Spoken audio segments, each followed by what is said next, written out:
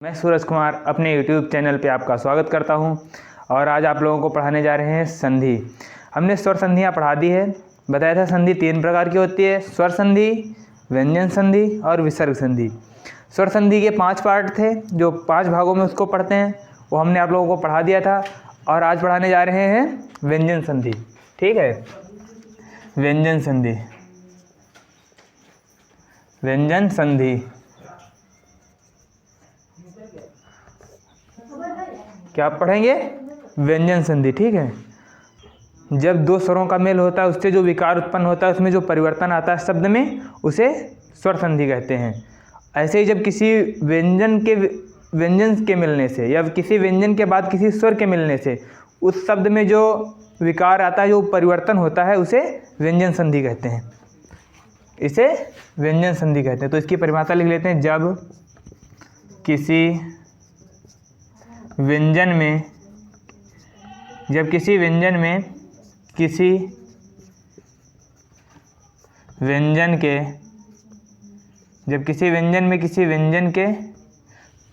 मिलने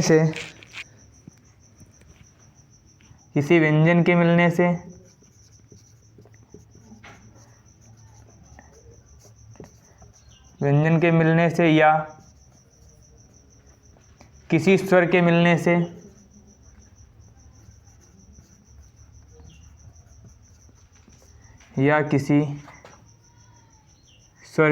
से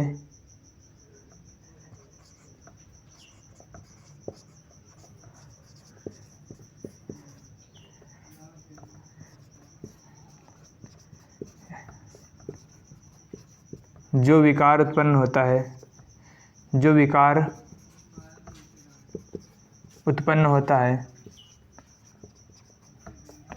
विकार उत्पन्न यानी उसमें परिवर्तन आता है। इसको ऐसे लिख लेते हैं, जो परिवर्तन होता है। विकार का अर्थ क्या होता है? परिवर्तन। इसको थोड़ा सरल भाषा में लिखे ना, जिससे समझ में आए। जो परिवर्तन होता है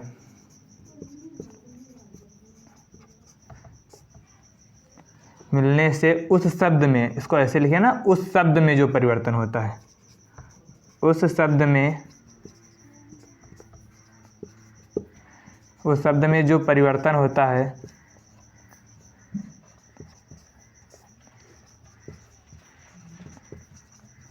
उसे व्यंजन संधि कहते हैं।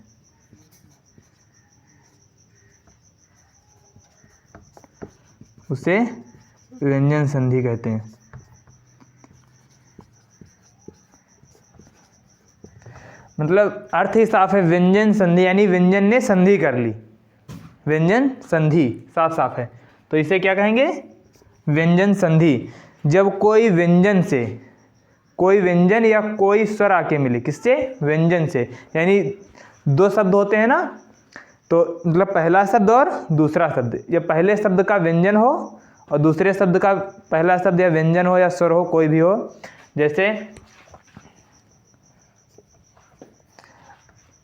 पा, का, चा, या कोई भी शब्द हो, और या कोई स्वर हो दूसरे शब्द का, और पहले शब्द का कोई व्यंजन हो, वो जब संधि करेंगे तो उससे जो परिवर्तन शब्द में उत्पन्न होगा, उसे व्यंजन संधि कहेंगे। ठीक है, उसे व्यंजन संधि। इसको नियमों में पढ़ते हैं। इसका पहला नियम आइए देखते हैं। पहला नियम ये होता है। इसका पहला नियम ये होता है कि वर्णमाला में वर्ग होते हैं ना, जैसे का वर्ग, चा वर्ग, टा वर्ग, ता वर्ग, पा वर्ग। ठीक है, तो इसको ऐसे लिखेंगे। जब का, चा, ता, टा, पा, इतने वर्ग होते हैं ना, का, चा, टा, ता, पा, वर्ग के अक्षर के साथ, वर्ग के अक्षर के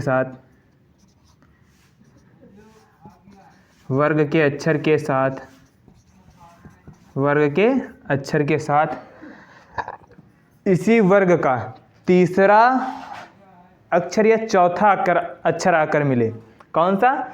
इन्हीं वर्ग का तीसरा या चौथा अक्षर आकर मिले, इन्हीं वर्ग का, इसी वर्ग का, ऐसे इसी वर्ग के साथ, इसको ऐसे लिख लेना, का चा टा ता पा, वर्ग के तीसरे या चौथे, तीसरा या चौथा, तीसरा या चौथा अक्षर आकर मिले, तीसरा या चौथा अक्षर आकर मिले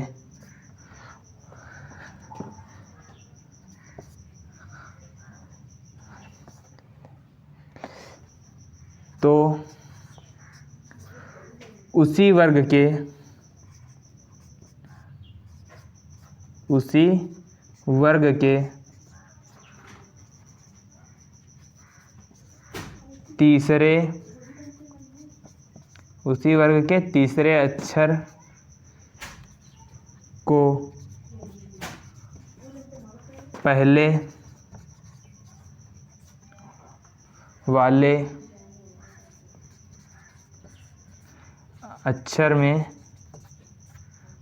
परिवर्तित कर देते हैं, अक्षर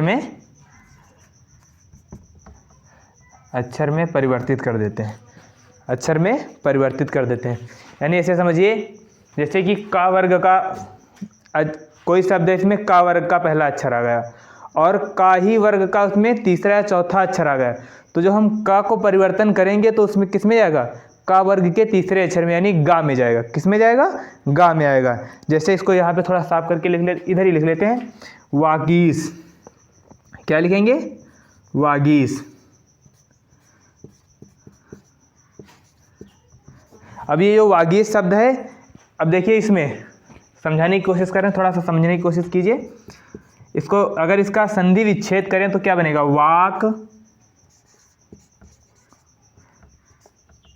प्लस, यानी इसका अलग अलग कर रहे हैं ना, ईस, इसका विच्छेद कर रहे हैं, वाक धन ईस। ठीक है, तो ये अंतिम ये का वर्ग है ना, अब ये किस में परिवर्तित होगा, ये किस में परिवर्तित होगा, ये परिवर्तित होगा गा में। इसकी परिभाषा भी यहाँ पे ऐसे लिख देते हैं, थोड़ा सा इसको समझ लीजिए तब तक। ये किस में परिवर्तित होगा, गा में, क्योंकि इसके बाद में जो आ रहा है वो स्वर है।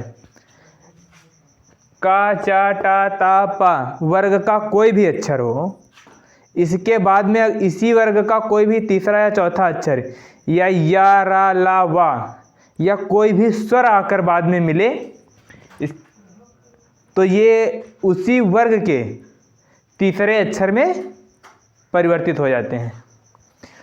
ठीक है, तो ये का किस में परिवर्तित हुआ, इसी का वर्ग का तीसरा अक्षर कौन सा होगा, गा, तो ये गा में परिवर्तित हो गया, वागीस हो गया। ठीक है, ये क्या हो गया, वागीस। वाक धन ईस क्या बन गया, एक का जो है वो गा में परिवर्तित हो गया। का वर्ग का तीसरा अक्षर कौन आएगा, का खा गा, तीसरा अक्षर गाया ना, तो ये का जो है गा में परिवर्तित हो जाएगा, तो ये हो जाएगा वागीस, वाक धन ईस यानी वागीस। ठीक है, परिभाषा इसकी पूरी लिख लेते हैं।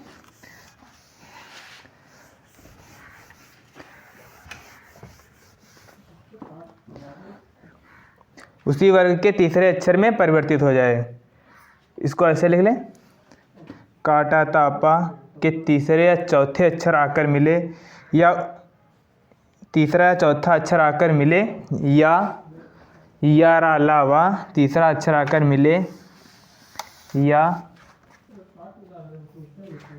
तीसरा अक्षर आकर मिले, इसके आगे से यहाँ लिख रहे हैं ना, या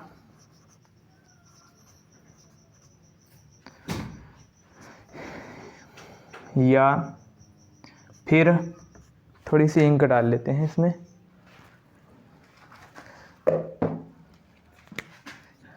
या फिर या रा लावा, या रा लावा, या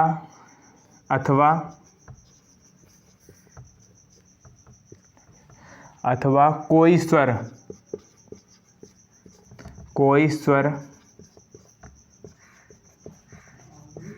आकर मिले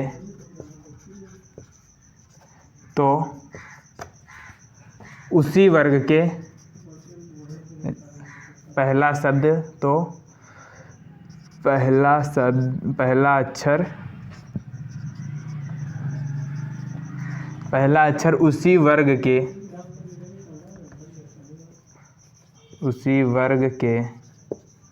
तीसरे अक्षर में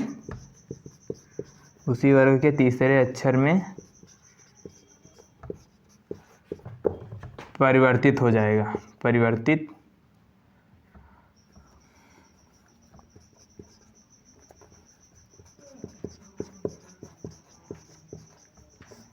उसी वर्ग के तीसरे अक्षर में परिवर्तित होगा।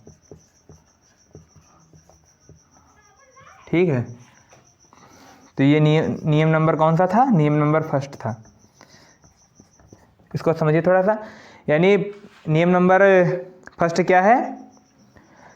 का, चा, टा, ता, पा, इनमें से कोई भी अक्षर आ रहा है फर्स्ट वाले शब्द का अंतिम अक्षर अगर है, ठीक है, इस वर्ग का, जैसे का, चा, टा, ता, पा, इसके बाद में अगर इसके मतलब दूसरे वाले शब्द का पहला अक्षर इसी वर्ग का कोई हो या इन्हीं में से कोई हो, तीसरा या चौथा अक्षर आकर मिले इसी वर्ग के, जैसे का वर्ग का इसमें से अगर गा आकर मिले तब भी वो गा तीसरे वर्ग में जाएगा। अगर घा आकर मिले, जैसे का के साथ में पहले वाले अक्षर का अंतिम शब्द का है और दूसरे वाले अक्षर का प्रथम शब्द घा है, तब भी ये परिवर्तित होगा किसमें? गा में।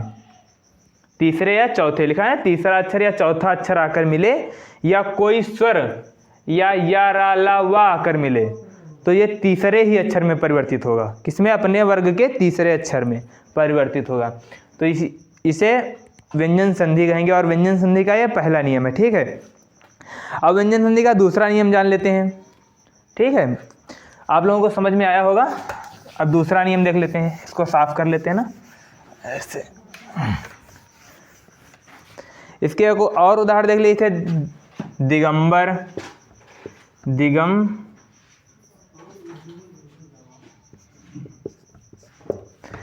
क्या है? दिगंबर, गलत लिख गया है, इंक नहीं बची है यार, दिख रहा है कि नहीं? दिगंबर, दिग धन अंबर, तो इसका संधि विच्छेद करेंगे, क्या बनेगा? दिक, क्या बनेगा? दिग प्लस अंबर, दिक, मार्कर नहीं चल रहा है यार,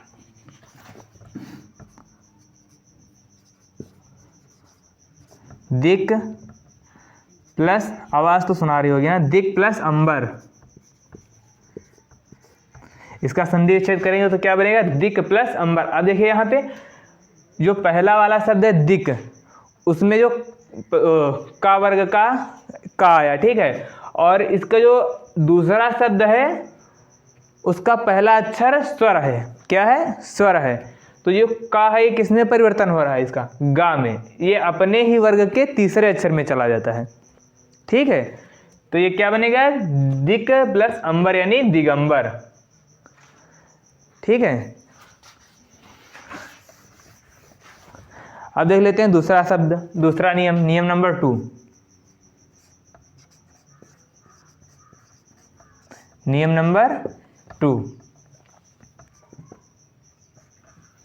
ठीक है। अब देखिए इसमें क्या है, जैसे वही शब्द का, चा, टा, ता, पा, यानी अगर पहला अक्षर क्या है? का, चा, टा, ता, पा, का, चा, टा, ता, पा, इनमें से कोई भी अक्षर पहले शब्द का है। ठीक है, ये पहले वाले शब्द में से इनमें से कोई भी अक्षर है और अंतिम शब्द जो दूसरा शब्द है उसके अक्षर में कोई अनुनासिक है। ठीक है, दूसरे वाले शब्द में क्या है? अनुनासिक है। जैसे यहाँ पे लिख दो अन्मय, उदाहरण लिख रहे हैं ना, अम्मय, क्या है? अम्मय, अम्मय, ये अधिमा है, अम्मय लिखा है, ठीक है। क्या लिखा है? अम्मय। अब देखिए ये क्या लिखा है? अम्मय। इसका संधि विच्छेद करेंगे तो क्या बनेगा? अप, क्या बनेगा? अप प्लस मय। क्यों? क्योंकि ये पा है ना, इसके बाद में क्या आया? अनुनासिक। का वर्ग का अनुनासिक अंगा, चा वर्ग का अनुनासिक इया, टा वर्ग का अनुनासिक अड़ा, ता वर्ग का अनुनासिक ना, और पा वर्ग का अनुनासिक मा। तो ये पा वर्ग का अनुनासिक क्या है? मा है। क्या है? अनुनासिक है, ठीक है। पा वर्ग का अनुनासिक है, ये क्या है? मा। पहले वाले शब्द का अंतिम अक्षर तो पा है, देखिए, ठीक है। और दूसरे वाले शब्द का अंतिम अक्षर क्या है? अनुनासिक। ये नियम नंबर 2 में पढ़ रहे हैं आप। दूसरे वाले शब्द का अंतिम अक्षर अनुनासिक है, तो ये पा जो है ये अपने वाले वर्ग के अनुनासिक में बदल जाएगा। किस में बदलेगा? अपने वाले वर्ग के अनुनासिक में। तो इसका अनुनासिक क्या है? मा है। तो ये पा है, ये आधा होता है ना यहाँ पे, तो ये हो जाएगा आधी मा। तो क्या हो गया? अन्मय। क्या बन गया? ये अनुनासिक में बदल गया ना अपने वर्ग के, और मय। अगर यहाँ पे कोई दूसरा शब्द होता, जैसे उन्माद है, इसका दूसरा उदाहरण लिख रहे हैं उत्माद। क्या होता है? उत्माद, उत प्लस माद। दूसरा उदाहरण है उत्माद। अब देखिए ये माँ क्या है? अनुनासिक है, अभी बताया आप लोगों को ना। माँ क्या है? पा वर्ग का अनुनासिक है। लेकिन यहाँ पे क्या है? ता आया है, इसमें ता आया है, तो ये ता है, ये अपने वर्ग के अनुनासिक में बदलेगा, क्योंकि इसके अंत में अनुनासिक है। वो दूसरा शब्द जो है क्या है? अनुनासिक। तो ये अपने वाले वर्ग के अनुनासिक में बदलेगा। ता का अनुनासिक क्या होता है? ना। तो ये क्या बनेगा? उन्माद, उन्माद।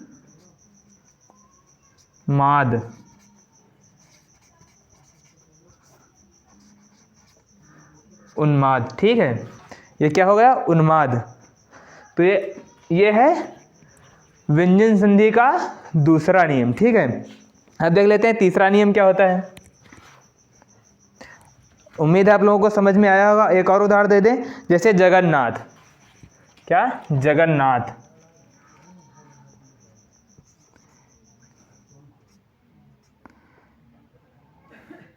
अब देखिए इसमें क्या होगा? जगत प्लस नाथ। लिखते हैं यहाँ पे जगत, जगत, जगत प्लस नाथ।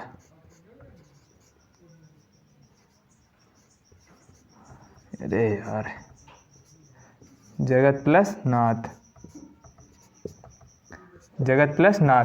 अब देखिए ये ता है, ये ता अपने वर्ग के अनुनासिक में बदलेगा। ता वर्ग का अनुनासिक क्या है? ना। ता वर्ग का अनुनासिक क्या है? ना है। ये जगत लिखा है यार। ता वर्ग का अनुनासिक क्या है? ना। तो ये अपने वर्ग के अनुनासिक में जाएगा तो क्या होगा? ना। तो होगा जगन, जगन्नाथ। ये ता था, ये अपने वर्ग के अनुनासिक में बदला, क्योंकि इसका जो दूसरा शब्द था उसका पहला अक्षर अनुनासिक था, इसीलिए ये भी अपने वर्ग के अनुनासिक में चला गया। ये होती है व्यंजन संधि, ठीक है। समझ में आ रहा है आप लोगों को? कमेंट में, वीडियो के कमेंट में जरूर बताइएगा।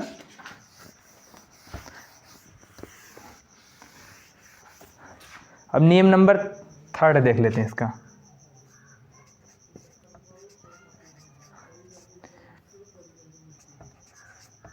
नियम नंबर कौन सा है? 3 है।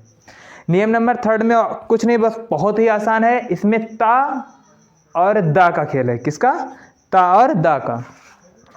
अब देखिए इसमें ता और दा के साथ में अगर कौन सा अक्षर चा या छा आता है, कौन सा अक्षर? चा या छा। जैसे पहले शब्द के अंतिम अक्षर में क्या है? ता है या फिर दा है। पहले वर्ग के अंतिम अक्षर में क्या है? ता है या दा है। माना पहले वर्ग का अंतिम अक्षर ता या दा से शुरू होता है। जैसे उच्चारण। इसका उदाहरण लिख लेते हैं पहले, तब समझ में आएगा ज़्यादा अच्छे से। जैसे यहाँ पे उच्चारण,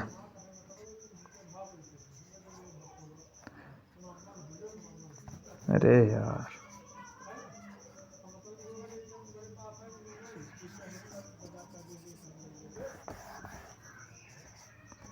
उच्चारण, ठीक है, ये उच्चारण। अब देखिए ता है, इसके बाद में क्या आया, चा। हम बता रहे थे ना, जैसे ता और दा के बाद में क्या आ रहा है, जैसे ता और दा के पहले शब्द के अंतिम अक्षर ता और दा है, और उस दूसरे शब्द का प्रथम अक्षर चा या छा आ रहा है, चा या छा आ रहा है। कौन सा अक्षर आ रहा है, चा या छा। पहले शब्द का अंतिम अक्षर ता या दा है और दूसरे शब्द का अंतिम अक्षर चा या छा आ रहा है। तो ये ता है, ये क्या होगा, ये चा में कन्वर्ट हो जाएगा। ये किस में परिवर्तित होगा, चा में। पहले वर्ग का अंतिम अक्षर ता या दा है और दूसरे शब्द का पहला अक्षर चा या छा है, तो जो ये ता है या दा है ये चा में कन्वर्ट हो जाएगा। अब देखिए इसमें ता है पहले वर्ग का पहले शब्द का अंतिम अक्षर और दूसरे शब्द का प्रथम अक्षर चा है, तो ये ता किस में कन्वर्ट होगा, चा में। तो क्या बनेगा, उच्चारण। क्या बनेगा, उच्चारण। ये व्यंजन संधि का तीसरा नियम है, ठीक है। मतलब अगर पहले शब्द का अंतिम अक्षर ता या दा है और दूसरे शब्द का प्रथम अक्षर चा या छा है, तो ता या दा चा में कन्वर्ट हो जाएगा। किसमें, चा में। जैसे यहाँ पे देखा उच्चारण। एक और उदाहरण इसका लिख लेते हैं, ऐसे उच्छेद। कौन सा, उच्छेद। तो इसमें देखिए उच्छेद, इधर लिख रहे हैं उत् प्लस छेद। अब ये देखिए ता है, यहाँ पे क्या आया, छा आया। किस में कन्वर्ट होगा, चा में। अगर ता या दा के बाद में प्रथम शब्द का अंतिम अक्षर ता या दा है और दूसरे शब्द का प्रथम अक्षर चा या छा है, तो किस में कन्वर्ट होगा, चा में। और इसमें क्या होगा, उच्छेद। क्या बनेगा, ये उच्छेद हो जाएगा। ये चा है, ये ता है, चा में कन्वर्ट हो जाएगा। किसमें, चा में, ठीक है। ये व्यंजन संधि का तीसरा नियम है। अब चौथा नियम देख लेते हैं।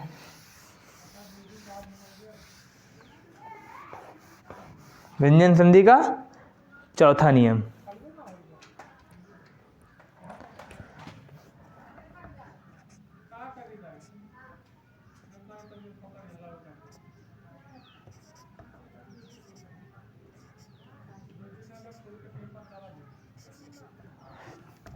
चा। इसका चौथा नियम क्या है, चा। चौथा नियम, ता और दा। ता या दा के बाद में अगर जा या झा आता है, कौन सा अक्षर, जा या झा आता है, यानी पहले शब्द का अंतिम अक्षर अगर ता या दा है और दूसरे शब्द का प्रथम अक्षर जा या झा है, तो ये ता या दा जा में कन्वर्ट हो जाएगा। किसमें, जा में। इसको ऐसे लिखते हैं, यदि। चौथा नियम लिख लेते हैं ना, इसे समझ में ना आए फिर लिखे दे रहे। यदि ऐसे लिखो, इंक कम थी इसीलिए समझाने की कोशिश ज़्यादा कर रहे थे, लिख नहीं रहे थे। यदि पहले शब्द का संधि किसमें होती है, दो वर्णों के मेल को संधि कहते हैं ना। वर्ण मतलब अक्षर।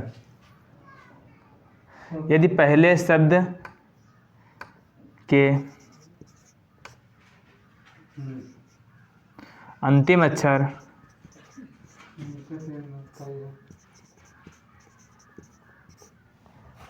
पहले शब्द के अंतिम अक्षर ता या दा है, कौन सा है, ता या दा, और दूसरे शब्द का पहला अक्षर, ऐसे करके पहले वाली भी परिभाषा इसी तरह आप लोग लिख सकते हो।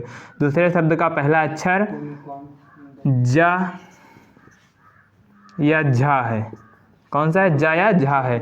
तो झा है तो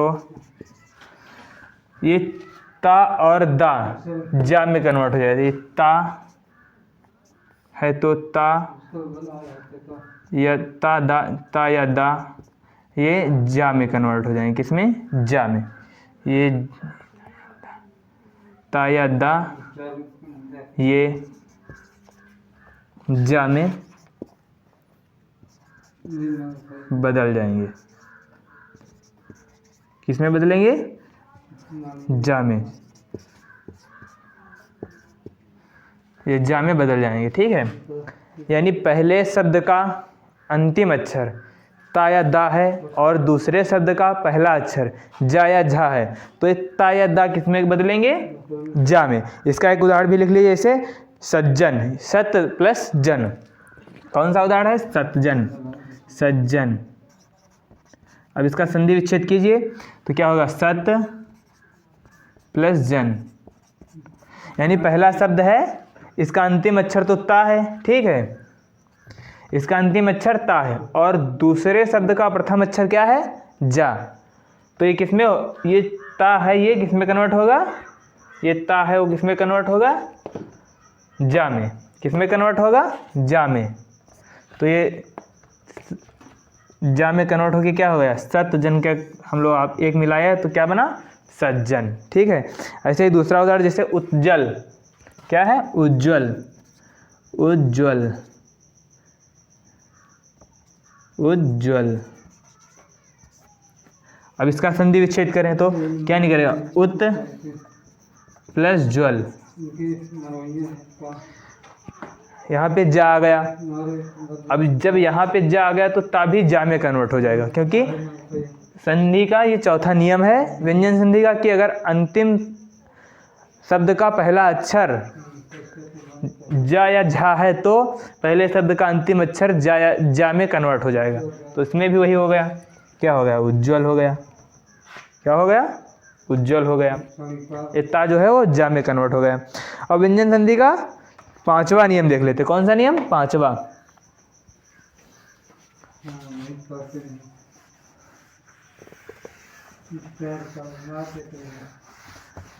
व्यंजन संधि का पांचवा नियम।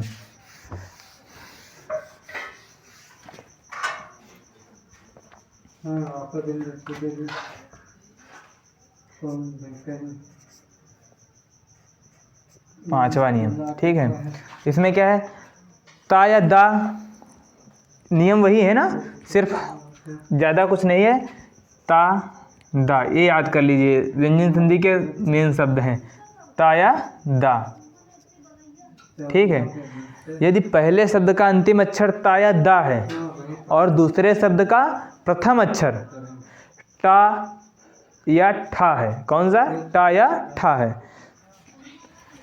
पहले शब्द का अंतिम अक्षर ता या दा है और दूसरे शब्द का प्रथम अक्षर टा या ठा है, तो ता या दा वो टा में कन्वर्ट हो जाएंगे। किसमें बदलेंगे? टा में। देखो, यदि इसकी परिभाषा ऐसे लिखी, यदि पहले शब्द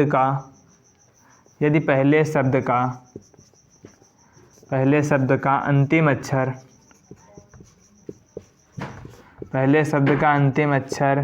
ता या दा है और अंतिम शब्द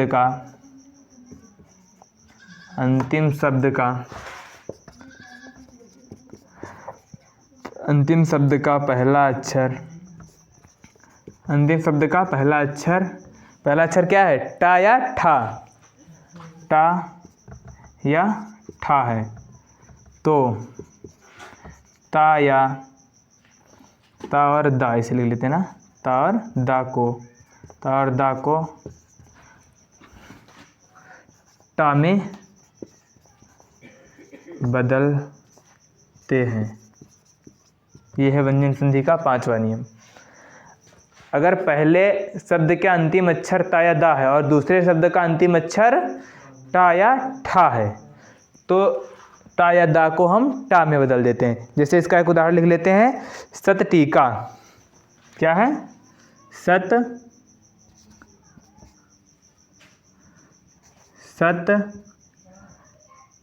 टीका।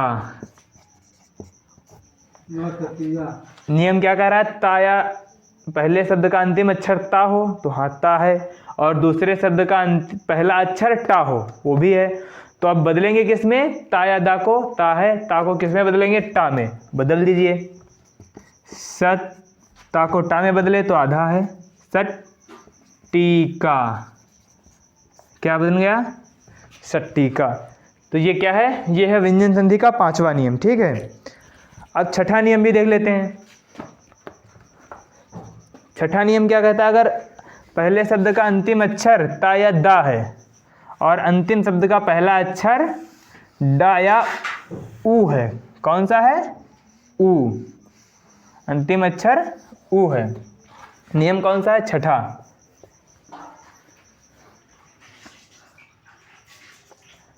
छठा नियम क्या है?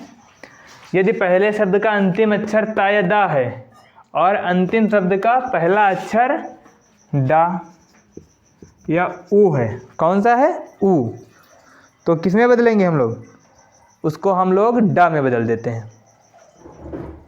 ठीक है, ऊ है तो ता या दा को हम लोग डा में बदल देंगे। किसमें? डा में बदलते हैं। ठीक है, व्यंजन संधि का छठा नियम क्या है? यदि पहले शब्द का अंतिम अक्षर ता या डा है और दूसरे शब्द का पहला अक्षर डा या ऊ है तो हम लोग ता या दा को डा में बदल देते हैं। इसका भी एक उदाहरण लिख लेते हैं छोटा सा। इसे उत्डयन। कहाँ है? उत प्लस डयन। उत प्लस डयन। अब इसको क्या होगा? जो अंतिम अक्षर क्या आ गया? डा। अब अंतिम अक्षर डा आ गया तो ता को किस में बदलेंगे? डा में। यही तो नियम बता रहा था ना। ताया यदि किसी शब्द का व्यंजन जो संधि होती है किसमें होती है? दो शब्दों में। बिना अकेला कौन संधि करेगा? किसके साथ करेगा? दो शब्द होंगे तभी तो संधि होगी ना। पहले शब्द का अंतिम अक्षर क्या है? ता या दा हो और दूसरे शब्द का प्रथम अक्षर ऊ हो या डा हो तो हम डा में परिवर्तित करेंगे। तो यहाँ पे ता है ना, तो इसको हम लोग अभी देखना डा में बदलेंगे। उत्डयन। अंतिम अक्षर डा है, पहला अक्षर ता है। जब नियम क्या कह रहा है? अगर पहला अक्षर ता है और अंतिम अक्षर का पहला अक्षर डा है तो इस ता को हम ता या दा को डा में बदल देते हैं। तो इसको बदलो डा में, उड्डयन। क्या बन गया? उड्डयन।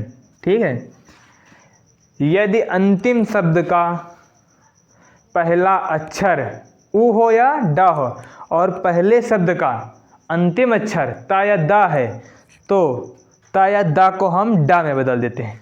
वही किया गया यहाँ पे। पहले शब्द का अंतिम अक्षर ता है और दूसरे शब्द का प्रथम अक्षर डा है, इसीलिए ता को डा में बदला जाता है। तो ता को डा में बदला तो हो गया उड्डयन।